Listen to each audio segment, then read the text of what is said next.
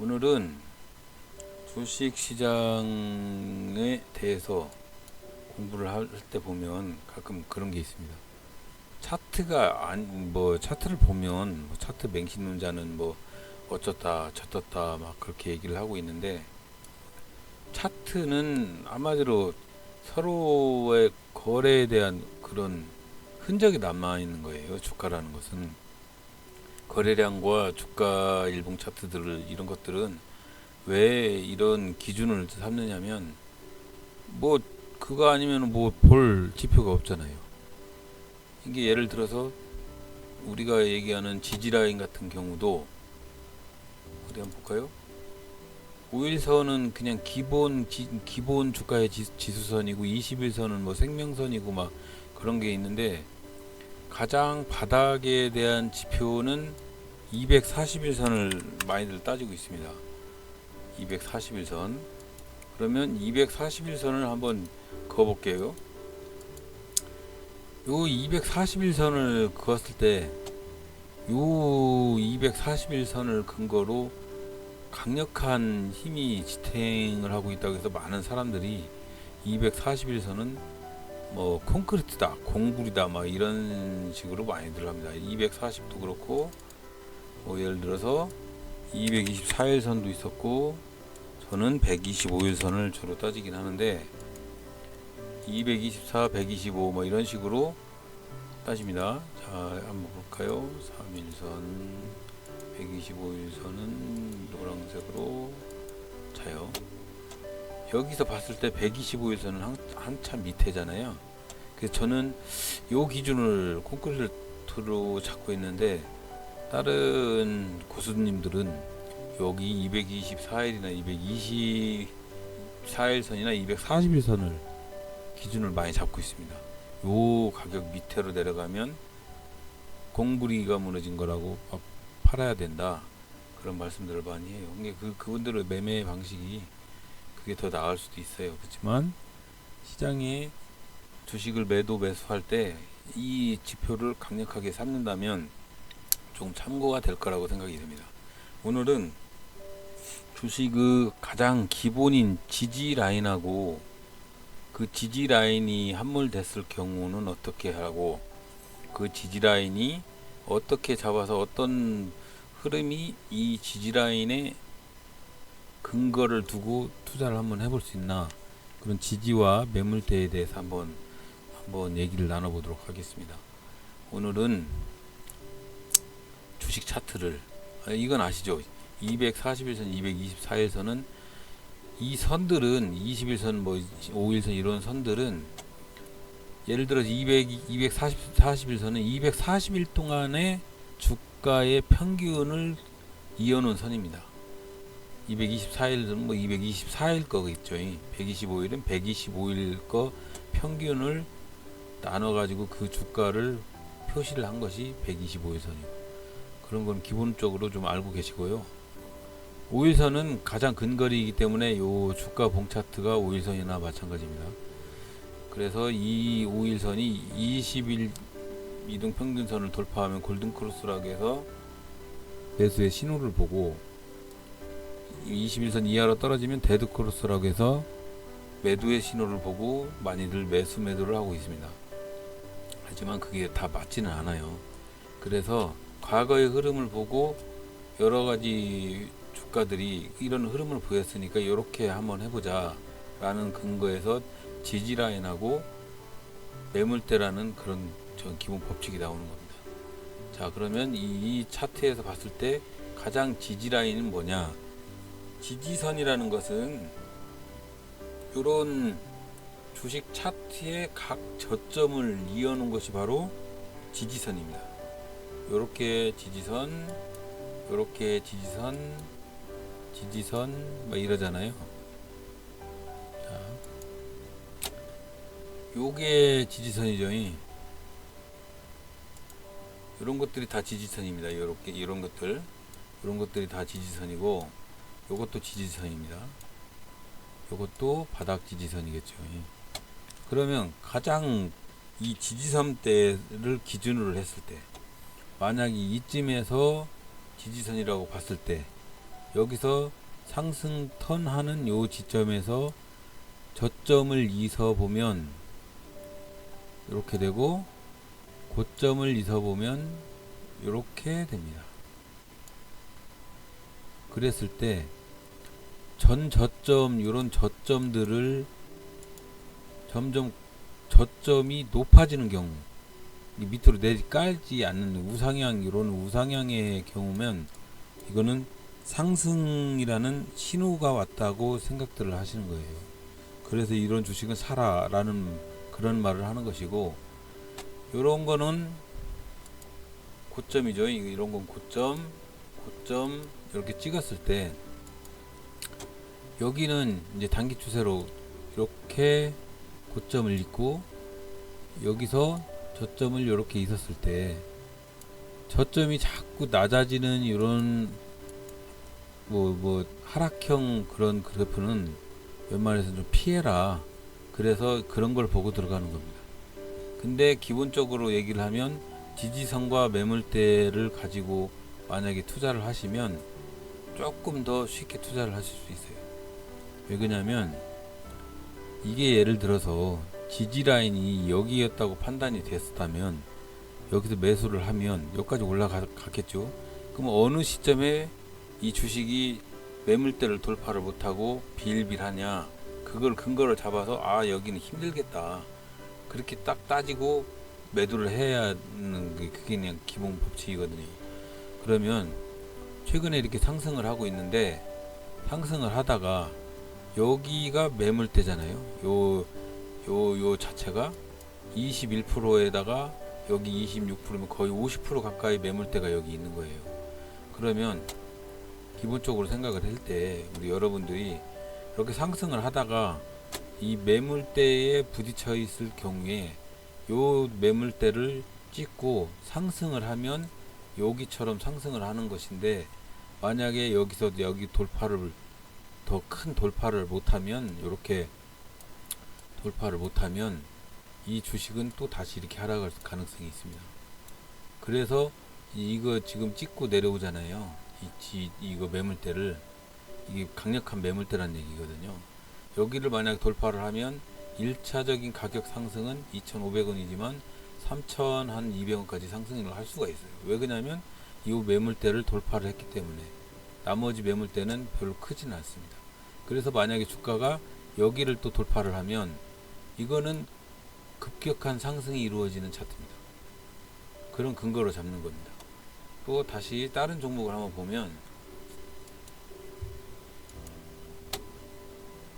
하한가 근처까지 간 종목을 한번 볼게요. 그럼 이런 종목을 한번 볼게요. 자,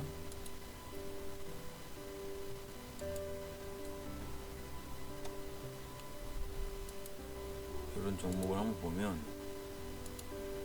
자, SFT, FST 이름도 어렵네. 이런 종목을 한번 볼게요. 그럼 이런 종목을 보면, 자요, 급격한 상승을 이루고 있죠. 이렇게 보세요, 여러분. 이 종목이 갑자기 주가의 5일선이 125일선, 224선, 뭐 125일 다 돌파하는 요때 얼마나 강력한 신호가 왔습니까? 요때 매수를 해서 좀 버팅기고 있었으면, 요즘 거래량이 이렇게 상승하고 있잖아요. 상승하면서 이렇게 급등을 하고 있는 거예요. 근데 이게 상승하는 근거는 여기에 강력한 매물대가 여기서 여기까지가, 여기서 이만큼의 매물대가 50%가 넘습니다.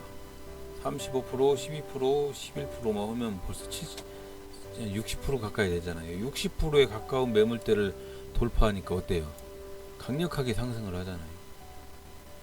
이런 경우의 그래프는 아주 괜찮은 그래프거든요. 근데 제가 보는 관점에 대한은, 자,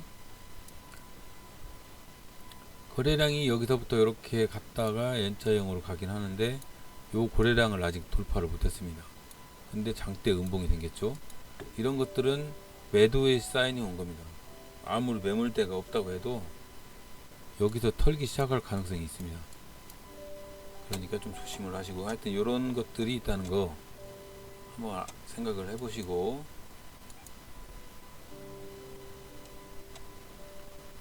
오늘 한번 얘기를 나눠보는 부분이 지지선과 매물대가 얼마나 중요한지 그 부분에 대해서 서로 지금 얘기를 나눠보고 있는데, 지지선은 저점을 찍어서 이런 저점을 찍었을 때, 여기서는 이제 여기 저점이겠죠. 이렇게 했을 때 저점을 이렇게 찍었을 때, 이렇게 찍었을 때 저점을 점점점 위로 갱신하는 이런 종목들은 상승의 추세다, 이렇게 말씀을 드렸었어요. 근데 아까 얘기했던 콘크리트, 여기 요거를 깨면 하락의 강력한 추세가 있기 때문에 요 근처까지 오면 조심을 하라, 그런 얘기입니다. 지지선이라는 것이 이겁니다. 요런 지지선. 근데 이제 여기까지 꽁그라치고 있는데, 꽁그라치고 다시 바닥 지지를 하고 다시 올라가고 있는 상황에서, 이렇게 이 상황에서 이렇게 올라가고 있잖아요. 이때도 야는 이제 지금 강력한 매물대가 여기 와 있어요. 5,500원대 매물대. 여기가 20%대 매물대인데, 여기를 돌파를 못하고 여기는 장대 양봉이 생겼잖아요. 장대 양봉. 여기 장대 양봉이 생기고 여기 음봉이 생기고 막 이러면서 거래량이 줄면서 막 이럴 때 좀 조심을 해야 된다는 거예요. 이렇게 해서 매물대를 활용을 해서, 이런 매물대 그래프로 활용을 해서, 아, 어디가 강력한 고점 지지선이구나, 요쯤까지 가기 전에 나는 매도를 해야 되겠다, 어디가 강력한 바닥 지지선이다, 여기를 깨면은 조금 피해야 되겠다, 그런 걸 인지를 해야 됩니다.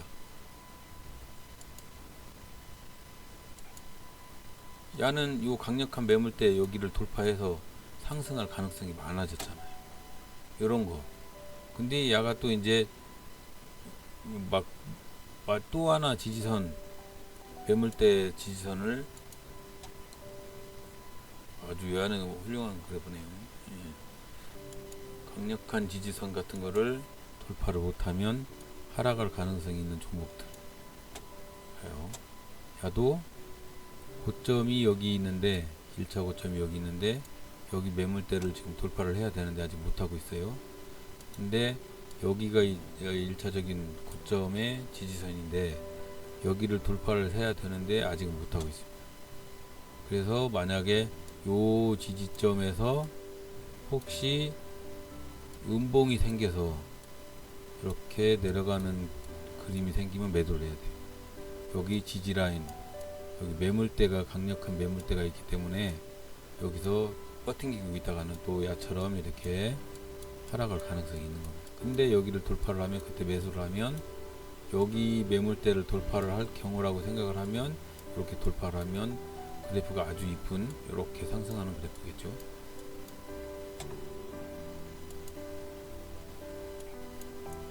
이 종목도 급등하는 종목이잖아요. 매물대를 다 지금 돌파한 상태이거든요.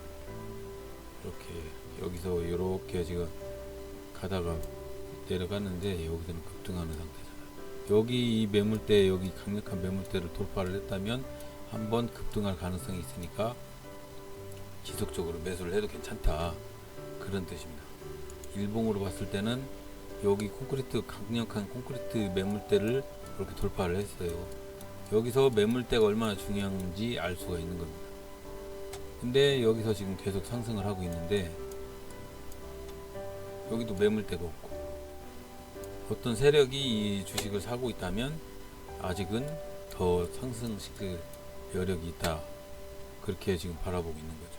이게 매물대와 지지라인이 어느 정도 있는가 보고 투자를 하시는 것도 괜찮습니다. 이 221선, 241선 뭐 이런 근거는 1년간 평균 가격이기 때문에 요 지지는 항상 지켜져야 합니다. 여기 위에서 차라리 매매를 하시는 것도 괜찮아요. 항상 요것이 깨지면 조금 의미 있게 한번 바라봐야 한다는 거, 그런 거 꼭 알아두셔야 할 것 같습니다. 여기도 여기를 뚫었을 때 긍정적인 신호로 보고 한번 묻어두는 것도 괜찮습니다. 그래서 여기다 이렇게 상승을 하는 거죠. 이렇게 저점 높아지고 상승하는 경우, 이런 주식은 잘 가는 거죠. 여기도 여기 깰 때 한번 고려를 해봤다. 125일선, 뭐 221선, 241선 이런 콘크리트를 깨고 다시 올라가면 아주 큰 저항대를 깼으니까 힘이 있다 해서 올라가는 겁니다. 여기서 이렇게 고점이 상승되는 이 시점에서 점점 더 올라가는 거예요. 여러분, 제가 얘기하는 부분이 지지라인의 근거를 어디에 둘 거는가, 그거를 말씀을 드린 거고, 요 콘크리트나 이런 거 공구리를 깨지 않는 법에 대해서 주식은 요 위에서 사시는 게 안전하다. 많이 먹는 것도 좋지만 좀 안전한 투자를 하는 것도 괜찮다. 요 주식이 만약에 이렇게 올라가다가 내려오다가 이런 125일선이나 224일선이나 241선이나 이런 것들을 만나면 강력한 지지를 받아요. 요 밑으로 내려가면 이게 흐름이 하락 추세로 전환하는 거라 아주 중요한 지지선이거든요.